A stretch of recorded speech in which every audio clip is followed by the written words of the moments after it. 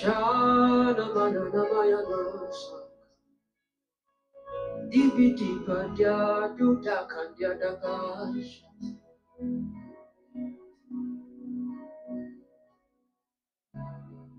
I'll put you in front of my melody. You are all that matters. You are all that matters. I'll make room for two. You and I, Jesus. You are all that matters. You are all that matters. Oh, oh. You are all that matters. Oh, oh. You are all that matters. Good morning. This is Kenny Daredevil. And when God and I talk extraordinary. I'll make room for two. You are all that matters. There was a time on American Got Talent, or American Got Talent, I think, when this Kenyan guy sang GUC songs. They were so marvelously rendered. For the first time on American Got Talent, a Christian and a man singing Christian songs won. And all the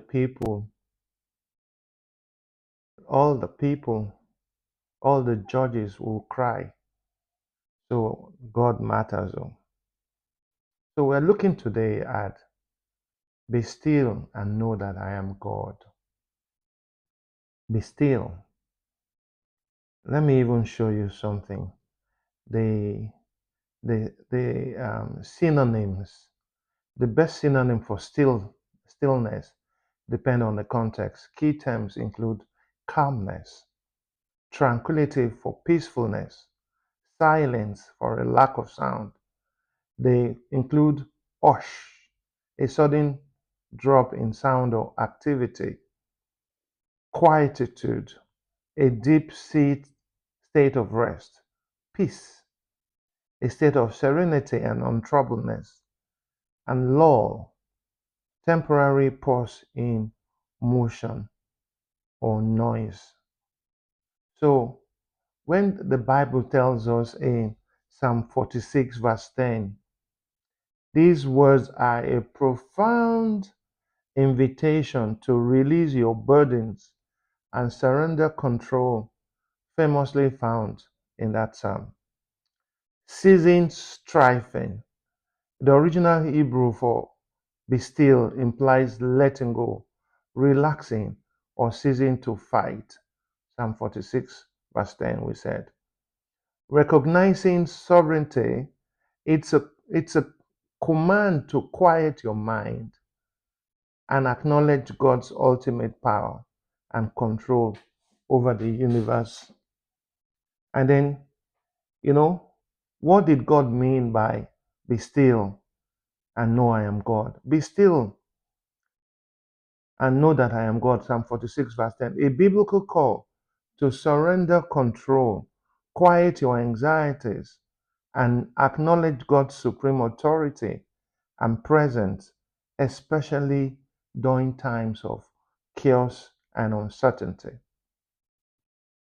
Breaking down the meaning. Be still, the original Hebrew word is rafa, which translates to let go, relax, cease, striving. Know that I am God. This is an invitation to recognize, trust in God's sovereignty, His power and authority. It means anchoring your faith in who He is, your refuge and your strength. The historical setting, Psalm 46 was written during a time of great turmoil and conflict. The verse before is mentioned, the verses before is mentioned, the earth giving way and mountains shaking and nations roaring. Psalm 46, verse 2 and 6. You see, we what is the spiritual meaning of stillness? In a spiritual context, stillness is not merely the absence of noise or physical inactivity. It is a deliberate, receptive state of inner peace and pure awareness where restless thoughts, ego, and worldly distraction subside, allowing you to connect deeply with the true self or a higher power. Spiritual grounding. Stillness is the background of awareness.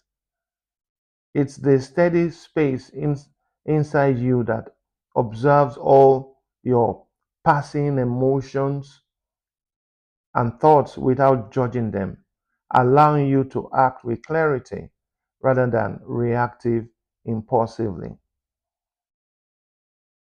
The biblical and contemplative meaning in many scriptures, such as the famous verse, "Be still and know that I am God."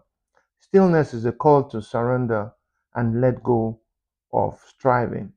It's a sacred pause that invites you to trust in higher power and tune into divine guidance. The antidote to chaos in modern culture, finding stillness is seen as prophetic, countercultural act. It defies the pressure to constantly busy and to be busy constantly and productive, granting you the mental space to heal and figure out what that means. There are many times when we can't be still. We are not naturally or culturally um, endowed to stillness. Our mind keeps moving, keeps running, keeps contemplating. There are times, there was a time I did a tender in Edo ADP. It was competitive shopping. There was a guy who didn't like me at all because I was winning everything. And may his soul rest in peace, Mr. Greg, what's his name now? Onagise. He was a wonderful man. When he had cancer and he had to come to London to Harley Street, it was my house he stayed. I cooked for him. I found it joy cooking for him. You see, at those times, he would tell me, "Kenny, I know my time is up." I said, "Be still, sir. Be still." He had cancer of the trachea or in his lungs, you know, and it was a pensive period. When you've lived with people who know their time is going, you tend to appreciate God. When my father was to die, 6 months before he died, he said, "I will die soon." I said, "Pale, you do Ogboni, how you go know?" He said, "If you go Ogboni, then go drive him now. You go tell them, what thing they do meeting for night when they're not fit do one for afternoon." He said I should kneel down and he prayed over me and said, I said, Pale, you don't become pastor. Which church you they go now? He said, "Na deeper life." I can't tell him for where. We meet church is shy. Then we had this myopic view about deeper life. I said, "You not see church go na deeper life, you can't go. You like and there." He said, "Then they preach the word though. The only thing they tell him say make it leave all the wives when they don't marry. Make it stick to my mama." By that time there were more than 20 children. He said, "What will I do?" One day they called me and said, "Your dad wants to see you. He's in a cool hospital."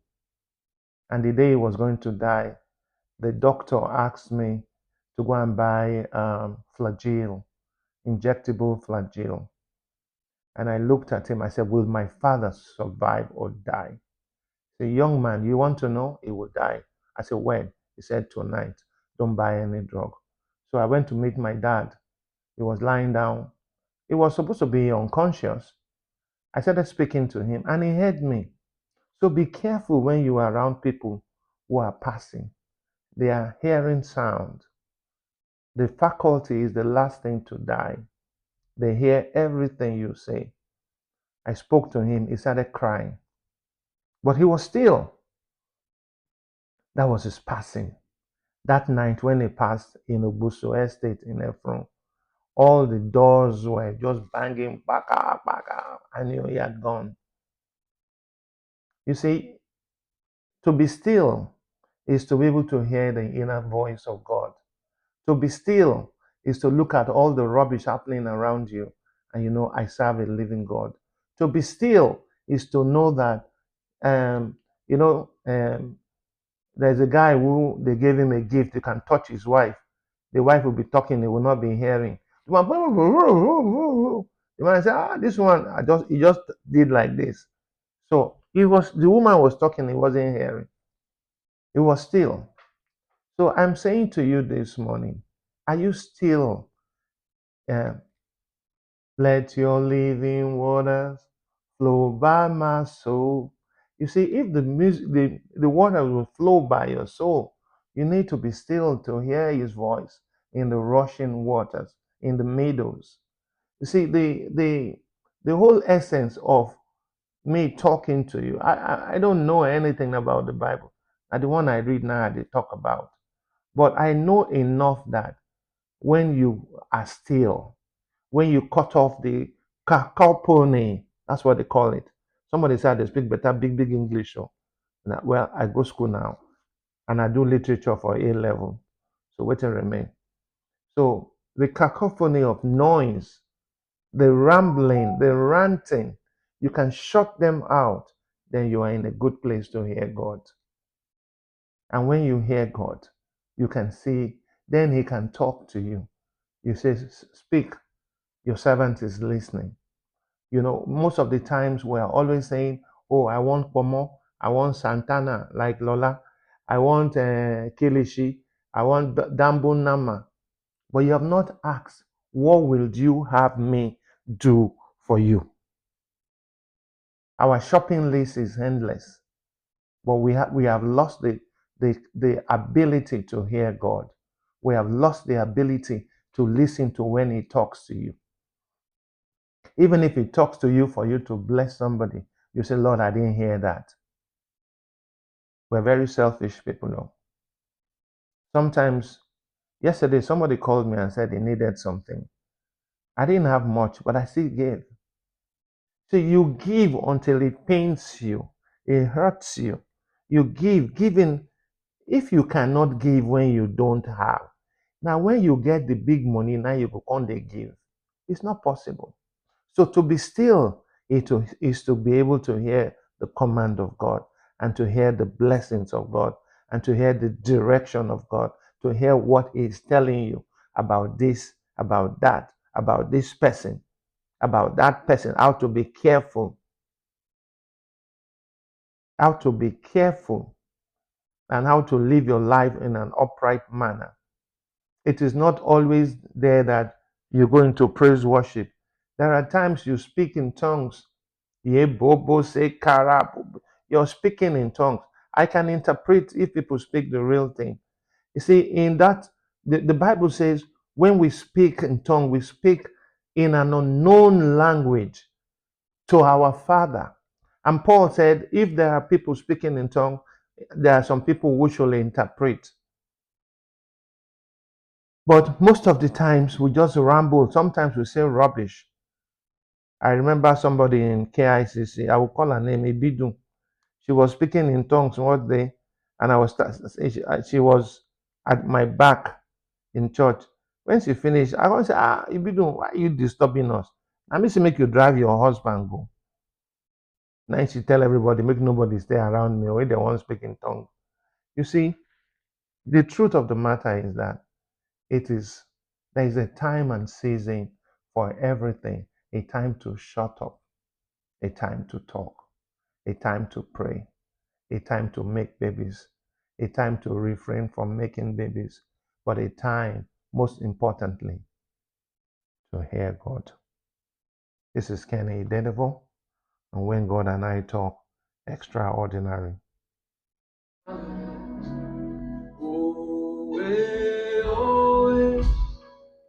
You are all the God.